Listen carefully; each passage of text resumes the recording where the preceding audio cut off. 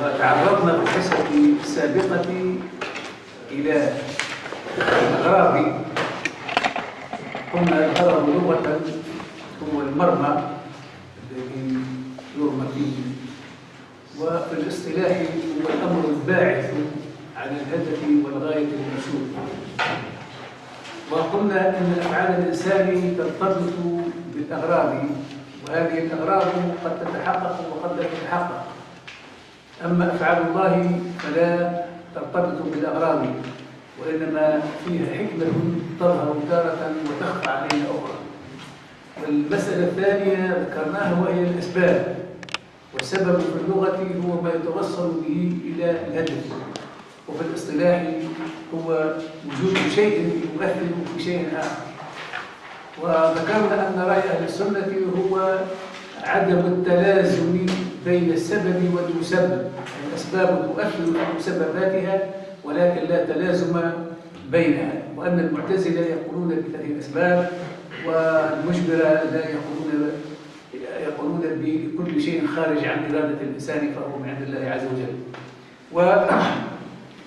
والأفعال المتولدة أيضا ذكرناها، والآن سنمر إلى التطبيق، لأننا حصتين أكثر من حصتين لم نطبق هذه المسائل، ثم إن بقي الوقت أن نقدم درسا جديدا وهو ما يتصل بالرسل وما يجب لهم وما يستحيل عليه.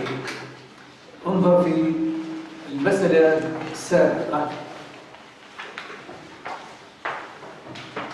لأنها مسألة، وأما ما يتصف بالأغراض هذه المسألة يلزم توضيحها وتدقيقها واستيعابها، لأنها من المسائل التي يدور فيها الخلاف بكثرة.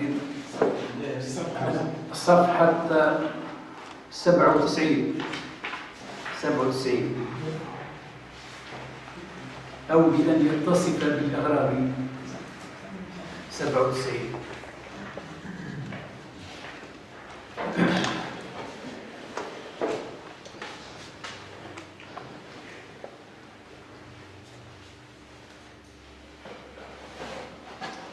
من يقرأ؟ تفضل. تبعوا بالتدقيق، تبعوا إذا كان في لفظة أمور ولا مسألة غير واقعة نوضحها. أو أن يتصف بالأغراض في الأفعال أو الأحكام. الأغراض جمع غرض، الأمر الباعث أو الحامل على فعل أو حكم، ويسمى سببا باعثا وعلة باعثة. سببا باعثا وعلة باعثة، أي يبعث أو العلة تبعث، هي التي تبعث وتهدف إلى الغرض المشهود، إلى الشيء المشهود، إلى الغاية التي يطلبها الإنسان. من الفعل. نعم. الغاية من الفعل. أو من الفعل. طبعا. نعم. الباعث، ولهذا الباعث أي يدفع الدافع إلى الغاية، ما هو الغرض الذي دفعك لأن تفعل هذا الفعل أو تحكم بهذا الحكم، إلى الفعل والحكم. نعم. تفضل. مثلا إذا قصدت إخراج الماء من الأرض حتى خرج الماء فالحفر فعل، وخروج الماء غرض. الحفر، الباعث على الحفر ما هو؟ خروج الماء. الباعث على الحفر خروج الماء، فهو الغرض، ولهذا قلنا الغرض هو الباعث على الفعل أو الحكم، ويسمى أيضا سبب ومسبب أو علة ومعلول، لكن ثم فرق في الاصطلاح. تفضل.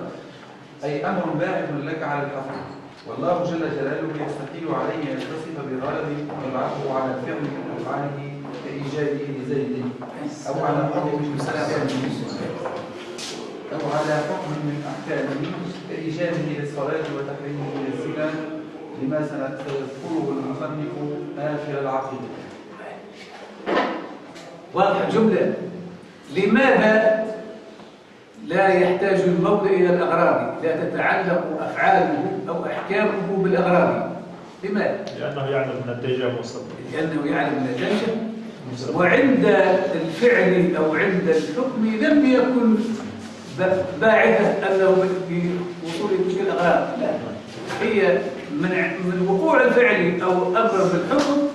أغراض واضحة بين معلومة، بينما الإنسان بالعكس يحفر، قد يخرج الماء وقد لا يخرج.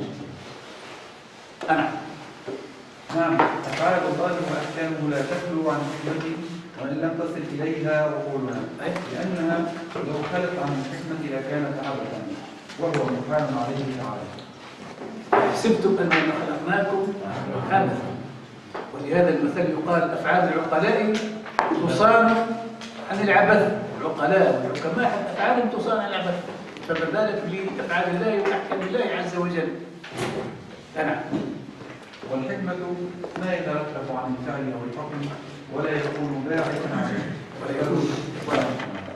إذا فما فرق بين الحكمة وبين ماذا؟ فرق بين الحكمة وبين الغرض. الغرض له باعث ودافع إليه، والحكمة لا غرض فيها وإنما تظهر في الفعل وتظهر في الحكم. كالركوب والزينة فإنهما الحكمة في خلق الله الخيل والبغال والحمير كما ذكره عز وجل في قوله والخيل والبغال والحمير لتركبوها وزينة حكمة فهي أن الركوب والزينة، والآيات اللي قبلها أيضا والأنعام خلقها لكم فيها دفء ومنافع ومنها تأكلون ولكم فيها جمال حين تريحون وحين تسرحون وتحمل أثقالكم إلى بلد لم تكونوا بالغيه إلا بشق الأنفس. إيش فيها هذه الآيات؟ إيش بينت لنا؟ بينت لنا حكما كثيرة. فيها دفء. الدفء ما هو الدفء؟ استعمال الأسواق. استعمال الأسواق. أي الدفء استعمال الدفء ما يدفئ كالثوب مثلا، ما يدفئ الثوب وغيره من الأشياء التي تدفئ الإنسان، فيها دفء وهذه حكمة. والأنعام خلقها لكم فيها دفء ومنافع، والمنافع كثيرة من لحومها وجلودها وأشعارها وأوبارها إلى آخره، ومنافع ومنها تأكلون. أي ولكم فيها جمال، هذه اللي بيشترك فيها مع البغال والخيل والحمير، شو جمال زين. ولكم فيها جمال متى؟ حين تريحون وحين تسرحون. ماذا تريحون؟ تعودون في الرواح وفي المساء، وتسرحون عندما في الصباح في الغداة للرعي. لماذا قدم تريحون على تسرحون في الجمال؟ لما قال ولكم فيها جمال حين تريحون وحين تسرحون، فقدم تريحون على تسرحون، لأن البهجة والزينة في الإبل، بالأخص العرب كانت الأنعام هي الإبل والبقر والغنم، ولكن الإبل أكثر يهتمون بها أكثر من غيرها. عندما تعود في المساء كانت أبهج ومنظرها أجمل، لأنها تعود ممتلئة البطون وممتلئة الضروع ولها رغبة في الرجوع إلى منازلها، فكان المنظر أجمل من أن تذهب في الصباح خاوية على بطونها، ولهذا قدم تريحون على تسرحون. وهذه حكم من حكم الله عز وجل. ولكم فيها جمال حين تريحون وحين تسرحون وتحملوا أثقالكم بالركوب أيضا ولحمل الأثقال، فهي بالإضافة إلى ما حملته البغال والحمير والخيل من زينة وركوب، هذه أكثر.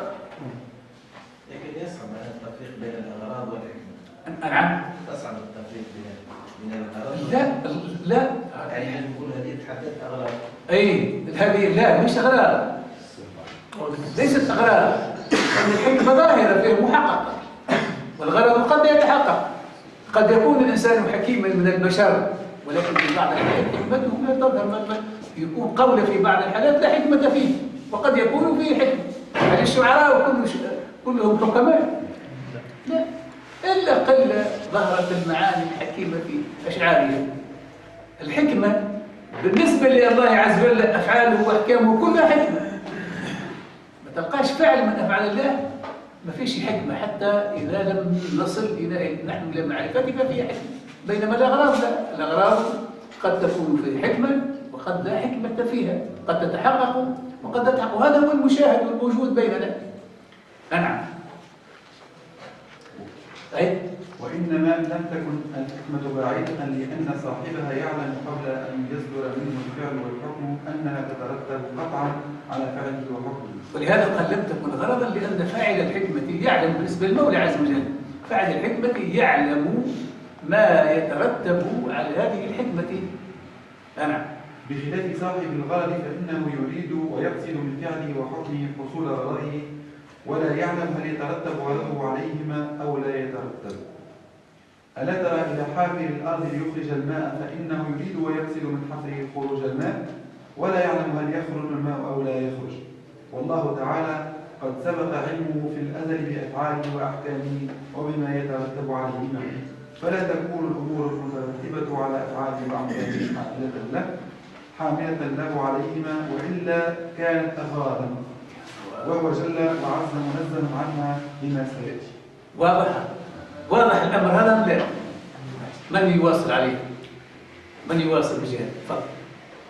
ثم ذكر المصنف ضد قيامه تعالى بنفسه فقال: وكذا يستحيل عليه تعالى أن لا يكون قائما بنفسه أي بذاته. ولما فسر في الصفات الواجبة لله قيامه تعالى بنفسه بأمرين: سلب افتقاره تعالى إلى محل، وسلب افتقاره إلى مخصص، صور هنا ضد قيامه تعالى بنفسه بثبوت الأمرين المذكورين فقال: بأن يكون جل وعلا صفة أو يقوم بمحل أي ذات، أو بأن يحتاج إلى مخصص أي فاعل وموجد. ثم ذكر ضد الوحدانية فقال: وكذا يستحيل عليه تعالى أن لا يكون واحدا، وهذا الضد ينحل إلى 5 أمور، وهي أرداد الأمور ال5 التي فسرنا بها فيما تقدم الوحدانية في وهي كالكموم اللي ذكرناها في الوحدانية، وهي الكموم ال5 باش يفصلها هنا في الأفضل. فضد الوحدانية في الذات أمران صورهما بقوله بأن يكون مرتبا في ذاته أو أن يكون له مماثل في ذاته. وضد الوحدانية في الصفات أمران أيضا ذكر أحدهما بقوله أو في صفاته، يعني أن يكون له مماثل في صفاته، وبقي عليه الأمر والثاني وهو أن يكون له صفتين فأكثر من جنس واحد كقدرتين فأكثر. وضد الوحدانية في الأفعال أمر واحد أشار إليه بقوله أو يكون معه في الوجود مؤثر أي خالقا فهو سبحانه مؤثر أي خالقا فهو سبحانه المنفرد بالتأثير والخلق كما دلت عليه البراهين العقلية والنقلية. ومن هذا يعلم أنه لا تأثير للأسباب العادية. دخلنا إلى الأسباب هذه دخلنا إلى تأثير الأسباب، وهي ما يسمى بالسببية، وهذا موضوع يلزم فهمه ومعرفة ورأي أهل السنة فيه ليكون هو المعتقد الأساسي في ربط الأسباب بمسبباتها، أو أن الأسباب تأتي عند ولا بها، تأتي عند ولا بها. من يواصل قراءة كذا ولا واصل فرق. ومن هذا يعلم أنه لا تأثير للأسباب العادية في مسبباتها، فلا تأثير للنار في الحرق ولا للسكين في القطع ولا للماء في الري والإنبات ولا لنحو ذلك مما لا ينحصر، وإنما أجرى الله تعالى العادة اختيارا منه بإيجاد المسببات عند وجود أسبابها، أي معها لا بها. معها لا بها، خلينا نوضح. بمعنى الأسباب السنة والمسلمون جميعا يقولون بتأثير الأسباب، مش معنى الأسباب معنى دخل، وإنما تأثيرها لا يكون منعزلا عن تأثير المولى عز وجل. تأثير المولى هو الأساس، والأسباب تؤثر، لكن الارتباط أي اللزوم لا بد عند وجود السبب يوجد المسبب. هذا الارتباط هو الذي ينفيه المسلمون وأهل السنة بالخصوص. يقولون الأسباب تؤثر، لكن ليس ارتباطا ضروريا، إنما الارتباط الضروري الذي نجده ونشاهده هي عادة جرت، ونحن نشاهد في هذه العادة باستمرار والتكرار، فقلنا إن الأسباب تؤثر في مسبباتها. ذكر وقت ما قالوش لا ما عندكش دخل الأسباب، اترك الأسباب كما سيأتينا في آخر الحصة نعطيك النص الغزالي في هذا. ما قالوش لا الأسباب لا عندها تدخل، لا، إنما تأثيرها بقدرة الله عز وجل وبتأثيره. فإذا أراد المولى أن يسلب تأثيره فيسلبه كما سلبه في خرق العادة. هذا هو رأي أهل السنة، أن الأسباب لا تأثير لها بمعزل عن تأثير الله عز وجل وقدرته، لأن الفلاسفة يقولون في الأسباب قوة ذاتية في ذاتها، حقيقة ذاتية لها تؤثر بها كلما التقت بالمسبب. ولهذا فرق بين الرأيين، أن النار فيها قوة طبيعية أو قوة ذاتية، إذا وجدت عند بعضهم إذا وجدت ما يقابلها تلاقي ما يقابلها فإنها تفعل لابد بالقوة، وعند البعض الآخر هي تفعل ولو لم تجد ما يقابلها. هذه رأي الفلاسفة، إما أن قوة ذاتية من ذاتها، أو قوة العلة إذا وجد الماء إذا لم يوجد المانع ومع وجود الشرط. فالفرق دقيق بينهما، بين الرأيين للفلاسفة. أما أهل السنة فإنهم يقولون إن الأسباب لها قيمتها ولها أثرها، ولكنها لا تنفرد وليست بمعزل عن تأثير الله عز وجل، ولا لزوم بين وجود المسبب والسبب. وقد يوجد السبب دون المسبب خرق للعادة كالنار دون الحرق، كما وقع لسيدنا إبراهيم الخليل عليه السلام. لو كان في النار قوة ذاتية بنفسها لا أحرقت إبراهيم شو الماء بعد، وإنما قلنا هي التأثير الله لما كفها عن الإحراق فلم يحترق سيدنا إبراهيم. ولكن هذه معجزة وليست كل الأشياء معجزة. المعجزة تفيد أن التأثير الحقيقي لمن؟ لله عز وجل. أما نحن عندما الأسباب لا تؤثر في مسبباتها كما نشاهد، ولهذا حكمنا بأن الأسباب تأثير لأننا نراها بالمشاهدة. عندما تلتقي النار بشيء قابل للواحد فهي تحرق، وعندما يشرب الماء أو يأكل الطعام يشتهي. لكن هذا ليس ضروريا، ليس أمرا لا ينفك ولا ينقطع. مش الله سبحانه وتعالى هو اللي أعطى القوة للنار باش تحرق. أي قدرة الله ينزل نحاها القوة بتاعته. وقت اللي سيدنا إبراهيم هو نحاها في سيدنا. نحاها، لكن الفلاسفة ما يقولوش هذا، يقولوا النار فيها قوة ذاتية لها. يقولوا أن النار فيها قوة ذاتية. هذا حقيقة. يعني يثبت العلم. مش بقي إذا كان جد حالات استثنائية كما قال سيدنا إبراهيم. استثناء هذه. أما عادة لا الشيء اللي عنده قوة ذاتية، هم الطبيعيون يقول اللي عنده قوة ذاتية من نفسه ما ثماش حاجة أخرى، قوة ذاتية هو يملكها، لا تسلب، يملكها ما تنحاش بأي شيء، بأي وسيلة من الوسائل، لأنها من طبيعتها قوة ذاتية لها حق، لها حقيقتها، هي أنها فيها قوة كلما لقت شيء قابل تحقق، بمعنى التأثير لها، تؤثر بها وتفعل بها ما تريد. بينما في أهل السنة يقولون لا، هي فيها قوة، لكن القوة هذه ليست لها، القوة من عند الله عز وجل، فإذا أراد أن تستعمل هذه القوة فإنها تحرق، وإذا لم يرد أن تستعمل هذه القوة فلا تحرق.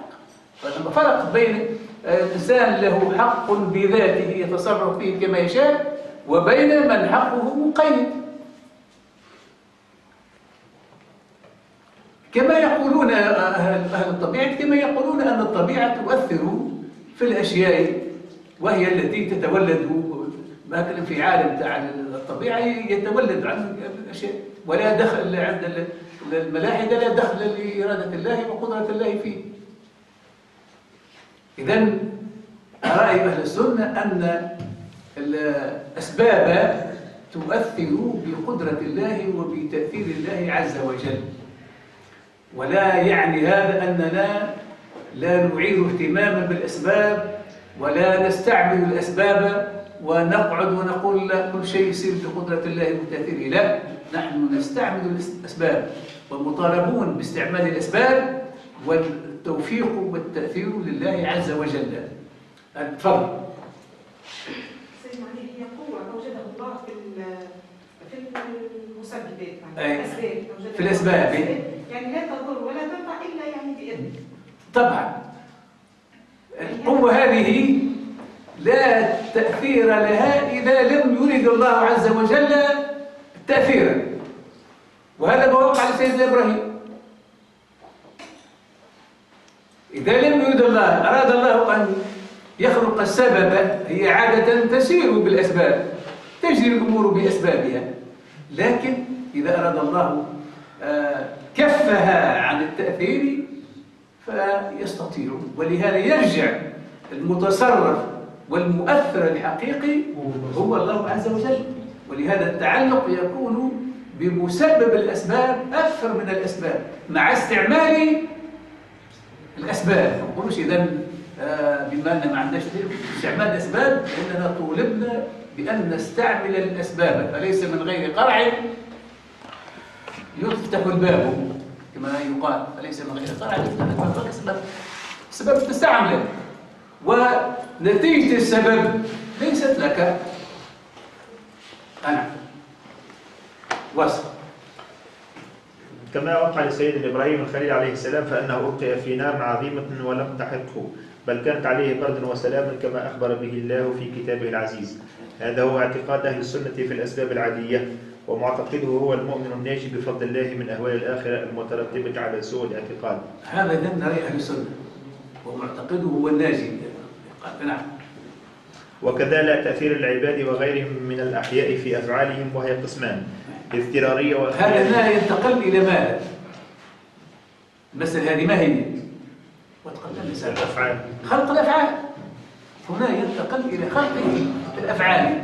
نعم. أفعال الإنسان. نعم.